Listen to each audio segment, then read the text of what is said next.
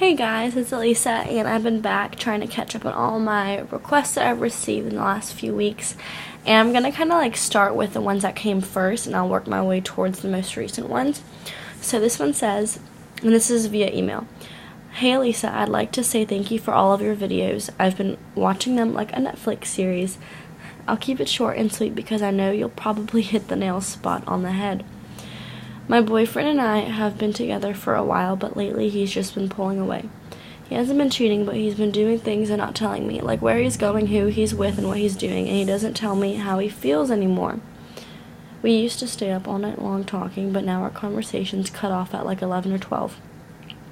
He doesn't make plans with me anymore.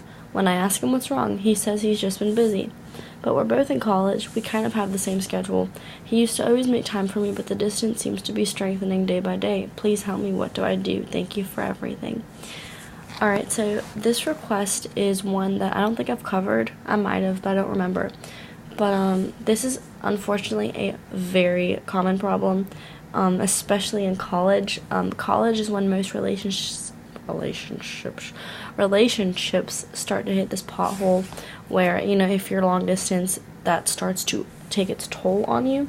Or even if you're not long distance, then college in itself just simply takes a toll on you. It is inevitable. I literally, for my counseling purposes, I made I'm so tired. I made a list of couples that have broken up since college started. There's at least 24 people, and literally they've all been together for a few of them were 1 year. Some of them were 3 years, 4 years. One of them was with her boyfriend for 4.5 years. They broke up. College does take a huge toll on your relationship, and not because I don't really know how to word this. Mainly because you realize what your priorities are in college. And when most people come to this realization, they realize that their priorities are no longer the person that they're with. And that's how you know that you truly don't love someone, is when all of a sudden you have to set your priorities in order and they are not at the top of your list. And that's exactly what it sounds like with him. Everything can be perfect with you guys. You guys can have a great relationship, get along great, have great communication, hang out with each other's friends a lot, be close with each other's families. Sure, that's a given. Everyone, who is in a good relationship has that good, threshold. But there does come a time in most relationships where you hit this pothole and you don't know what to do when everything's falling apart, so you just stay with the person because it's easier, but neither of you guys deserve that. I'm not gonna jinx your relationship because I don't like speaking badly on situations. I like speaking blessings on things, and I like speaking things into existence. But in this case, it sounds like these are the symptoms of an incoming breakup. I'm speaking from experience, and I'm speaking just common sense. If your significant other is not telling you what they're doing, where they're going, if they don't try to make plans with you anymore, if they don't really talk to you much anymore, if he just says he's busy, he's not prioritizing you, he's not putting you first, he doesn't really care to inform you anymore. And I know that sucks to hear, and it sucks to say, but that is the cold and hard truth. Hard times reveal a person's priorities. These are hard times. College is a hard time. Believe me, I work 3 jobs. I know. College is a very hard time. But it does reveal who you put first in your life. College has really made me realize who I want to hold close to me and who I just completely want nothing to do with. And it seems like it's either black or white. Either you have those people that go with you through everything and never leave your side, and then you have the people that just go away. And maybe he was on the good side, but he's on the other side now. And unfortunately, there's nothing that you can do to change his mind. One thing I love telling people is it's either the wrong person or it's the wrong time. Many times we think that we just it's over. The person that we're with, our time has died out and it's time to just get rid of them, extinguish the relationship. But that's not always the case. Sometimes two people are meant to be together, but times get difficult, and sometimes we need a break. We do. Like, you need time to grow. You need time to sometimes date new people. Sometimes. You need time to learn who you are. You need time to learn your standards, learn your strengths, learn your weaknesses. If you are putting too many eggs in this basket as to where if your other half, if your boyfriend, girlfriend, if they leave and do their own thing and you go crazy and you're like, oh my god, like, that tells you that you need that time alone. Because if you can't function without somebody, you don't need that somebody, because you should be fully functional on your own. A relationship is not 50-50, it's 100-100. Like, you should be completely independent on your own without them. So, I don't want to say break up with him. I would say give him a talk. Say, look, you've been pulling away and I'm not dealing with it anymore because I deserve to be loved, and that's not what I'm getting. That's not what I'm feeling, and that's not what I'm being treated like. So, please tell me why you're acting like this. Tell me if there's anything I can fix. If not, I would be more than happy to suspend this. So you need to put yourself first, because he's not going to. You shouldn't waste your time with someone that is not giving you what you deserve. People do change their minds. People do outgrow people. Sometimes it's for the better. Sometimes it's just temporarily until they can get their head screwed back on. I know a couple that they were together for 2 years. They broke up for a year and they got back together, and it's been like 3 years straight now. Like, sometimes you need a break. Some people break up and they find way better relationships. Like, it literally, everyone's different. You need to see what this door will hold for you.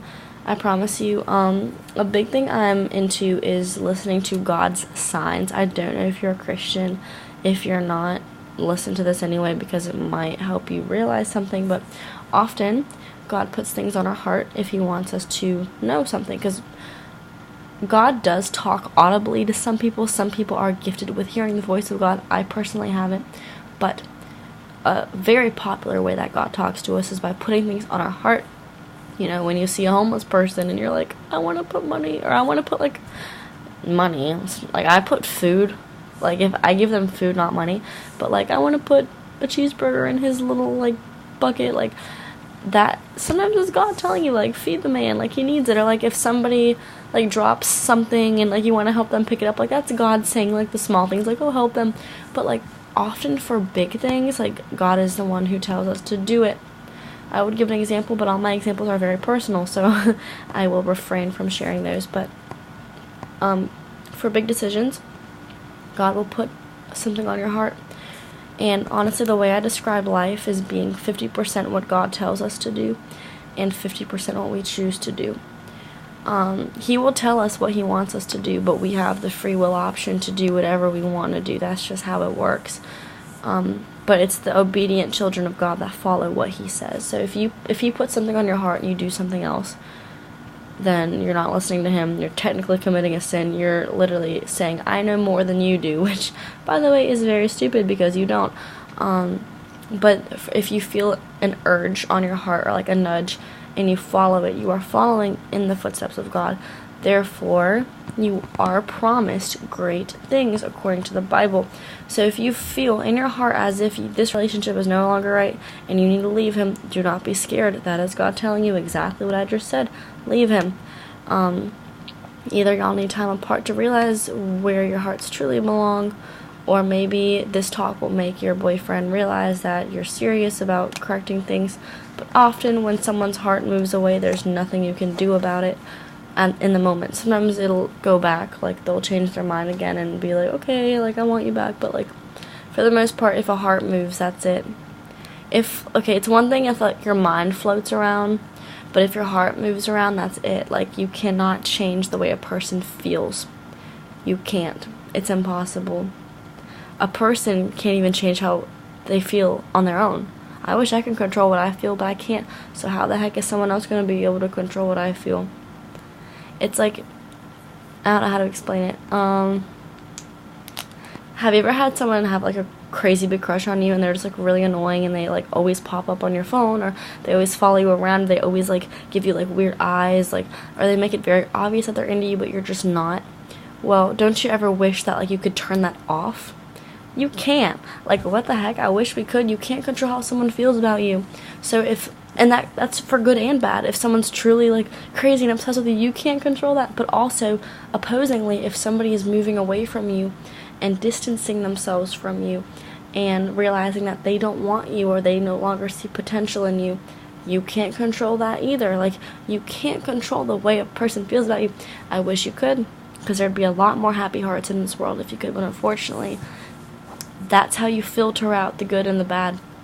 And that's how you find the one you're supposed to be with, is by getting rid of all the ones that you're not supposed to be with. You know, if you keep trying to make it work with the wrong person, you're never going to find the right person. You literally, like, maybe the right person is somebody that you're already with, and you just need some time apart to, like, realize it and, like, you know, grow apart just to grow back together. Or maybe the right person is someone that you haven't even met yet. You don't know, but you won't know unless you let go of the things that are no longer serving you or feeding you or nourishing you or educating you or making you happy.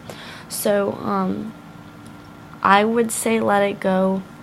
I mean, I would, like, people would say, oh, talk to him first, but, like, if his heart moves, that's it. He's already gone. He's just still in a verbally committed relationship with you, like, but that doesn't mean anything. You know, you can have it all over Facebook, Instagram, Twitter, I'm in a relationship, but if your heart is not in a relationship, then it's not. Like, those are just words, like, it's literally just, like, something that a keyboard, like an algorithm generated on a computer. Like, it does not affect how a person feels. So I would say do what's best for you. I'm not going to say break up with them, but, like, break up with them. Like, you don't deserve it. And I'm really big on, like, wasting your time. Like, life is very short. We're only on this earth for, like, 80 years. Don't waste any of it. Literally, there's so much we can do in the time that we spend stressing over things that we cannot control. So, hope I helped. If you want to talk to him, give him the final talk. You can see what he does about it, but otherwise, I would say he has decided that he no longer wants to pursue you, which is something that nobody deserves. But, I don't know, maybe I would need to hear his side of the story if there's, like, more meat that I don't know about, but just from your side of the story, that's all I have to say. So thank you so much for the request. Thank you for the kind words, and I'm looking forward to covering the rest of the requests. Alright, bye!